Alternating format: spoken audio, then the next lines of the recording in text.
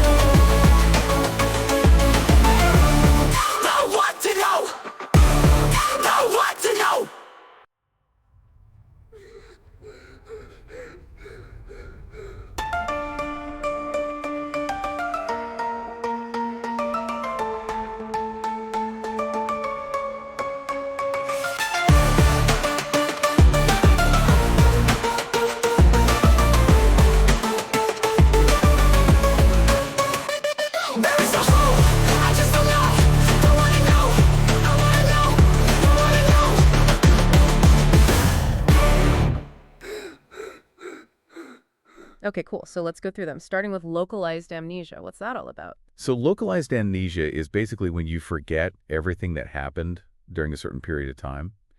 And often that period is when the abuse was the worst. It's like that part of their life is just wiped from their memory. So it's not like forgetting bits and pieces. It's forgetting like a whole chunk of time. Yeah, it could be pretty intense. And it's usually connected to the most traumatic parts of their experience. Like their brain is basically saying, this was way too much. I got to shut down for this whole period. Wow. And then there's selective amnesia, right? That's when you remember some parts of what happened, but not the whole picture. Exactly. It's kind of like when you're trying to remember a dream. It's all jumbled and incomplete. You might remember how you felt or like certain images or sounds, but you can't remember what happened in order or the details. So with localized amnesia, you're missing a whole chunk of time. And then with selective amnesia, it's more like you have these holes in your memory of a specific event. Exactly. Okay. And then there's generalized amnesia, but that's way less common. This one is when someone forgets details about their entire life. Oh, wow. That sounds terrifying. It is. It's a very upsetting experience for people, and thankfully it doesn't happen very often. But it is possible in cases of really extreme trauma. And then lastly, there's systematized amnesia. This is when someone forgets stuff that has to do with a particular person, place, or event that's connected to the abuse. So like their brain is saying anything that reminds me of this trauma, I'm just going to erase it. Yeah, you could say that. Like it's building this mental wall to protect itself from reliving the trauma. That's wild. It's amazing and kind of scary how our brains can cope with stuff. This all brings up a big question for me, though. If trauma can affect our memories so much, like even to the point that we forget whole periods of our lives, then how can we trust any of our memories? That's a really good question. And honestly, it's one that researchers are still trying to figure out. The thing is, memory isn't like a video recording. It's more like a puzzle that we put back together every time we remember something. We're basically rebuilding the memory from these little pieces that are stored in our brains, which means that our memories are always being shaped and reshaped by how we're feeling and what we're thinking about right now and what's happening around us. So you're saying even without trauma, our memories are already kind of unreliable? Well, to some degree, yeah. But what makes trauma so powerful is that it can totally change how our memories are made and brought back up. The really strong emotions that come with trauma can actually mess with the whole process of making memories. And that leads to those distortions and gaps, and even totally blocking things out. It makes you think about how much of what we remember actually happened, and how much is just our minds trying to understand these difficult experiences. It's a question worth thinking about, isn't it? And it has huge implications for how we see ourselves and our relationships, and even our legal system. Because the legal system relies a lot on what people say they saw and remember. Totally. But before we go too far down that road, I want to go back to something you mentioned earlier. You said that even though our brains might try to bury those traumatic memories, they don't always stay buried. So what happens when those memories come back up? That's when things can get really tough for people who've been through trauma.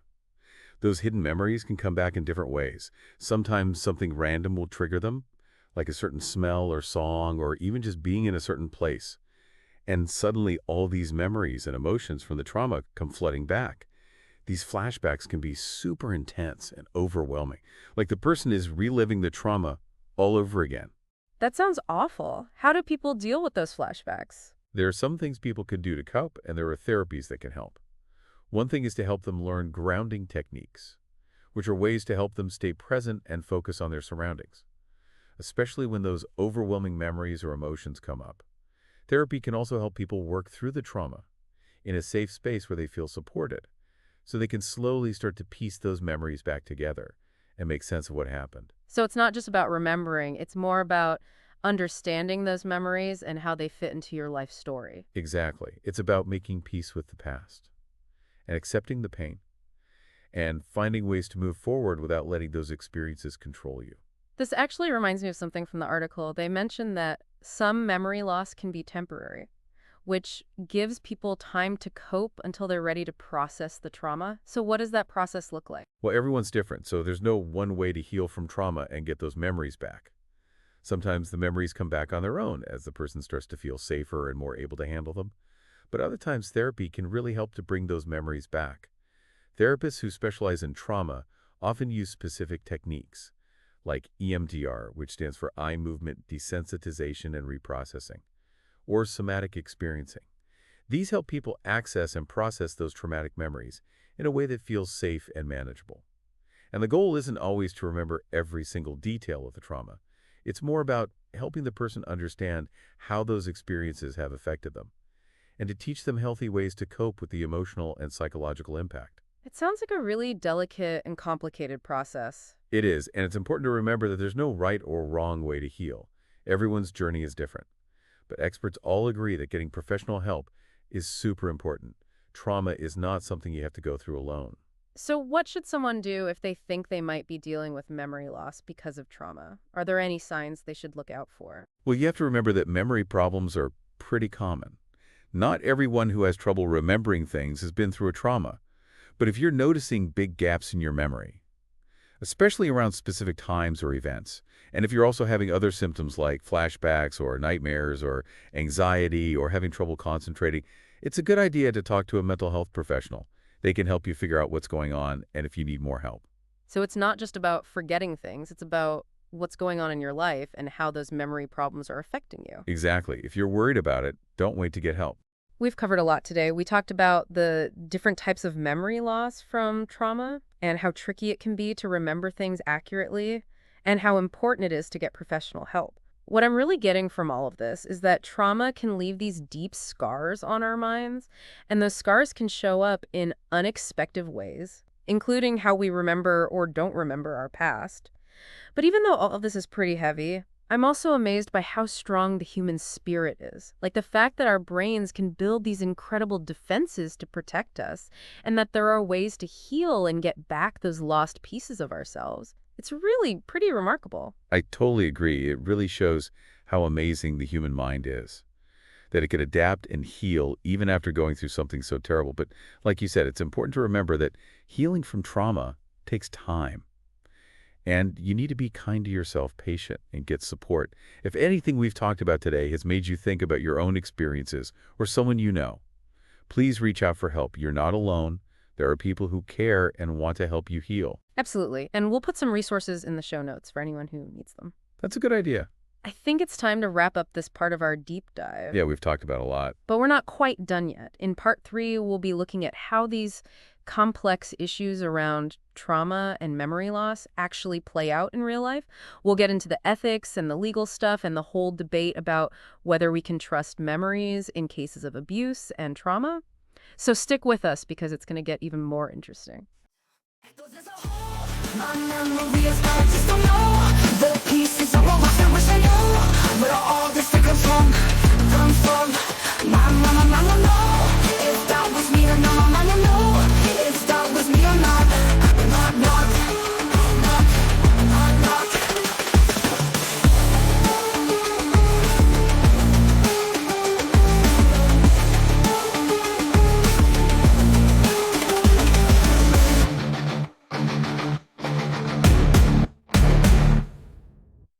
All right, so welcome back to our deep dive into memory and trauma. We've been talking about how these really personal experiences, especially traumatic ones, can affect what we remember and the things that we kind of just block out. And in this last part, I'm really interested in like the real world stuff. You know, it's one thing to get the science, but how does all this actually play out in people's lives? Yeah, that's a super important question. Because when we're talking about trauma-based memory loss, we're not just talking about some idea. This is something that has real consequences for people and families, and even like our legal system. Exactly. And the Spanish blog post we were talking about earlier, La Memoria y el Abuso Narcisista, actually talks about this. It points out how hard it can be for victims of narcissistic abuse to get justice because their memories of what happened might be all jumbled up or even completely blocked. Yeah, for sure. And that's where the ethics get really tricky. Like, how do we make sure that victims are heard and believed even when they can't remember everything perfectly? How do we balance the need for justice with the fact that trauma can really mess with someone's memory? Yeah, it's a tough balance. And it's not just with narcissistic abuse. Anytime there's trauma involved, like domestic violence, sexual assault, or childhood abuse, you run into these complicated questions about memory and whether someone's telling the truth. Right, and that's where the article from the support organization comes in. It talks about how the legal system often has trouble understanding how trauma-based memory loss works. Like juries might not believe a witness who can't remember all the details, even though it's totally normal for someone who's been through trauma. Right, because we usually think of memory like a video recording, but as we've been talking about, that's not really true, especially when trauma is involved. And that's what it's so important to teach people about this stuff. We need to educate the police, judges, juries, and just everyone about how trauma can affect memory. We got to stop thinking that if someone can't remember everything, it means they're lying or making stuff up. It's about understanding that there's a difference between lying and having your memory messed up because of something terrible that happened to you. Exactly. And that's where healing comes in. When people get help to work through their trauma and get those lost parts of themselves back, they can start to feel more in control and understand things better. And that can be really helpful in legal situations and just in life in general. So it's not just about remembering what happened. It's about understanding how those events changed their life and made them who they are. Exactly. And that understanding can be really powerful when they're trying to get justice. This has been a really interesting conversation. It's made me realize that we're still learning about memory and trauma, and there's still so much we don't know. Yeah, I agree. And that's why it's so important to keep asking these tough questions and keep doing research and to keep fighting for better support and understanding for people who have gone through trauma. Well said. As we wrap up this deep dive, I want to leave our listeners with one last thought. We've talked a lot about the science and the legal stuff, but really this is all about people. It's about realizing how much trauma can affect our lives, our memories, and who we are. It's about being kind and understanding and trying to create a world where people who have survived trauma are believed and supported and have the power to heal. I couldn't have said it better myself. And if anything we talked about today has made you think about your own experiences or someone you know, please reach out for help. You're not alone. There are people who care and want to help you on your journey to healing. And on that note, we're wrapping up our deep dive for today. We hope this has helped to explain a little bit about the complicated connection between memory and trauma, and that it's made you want to learn even more.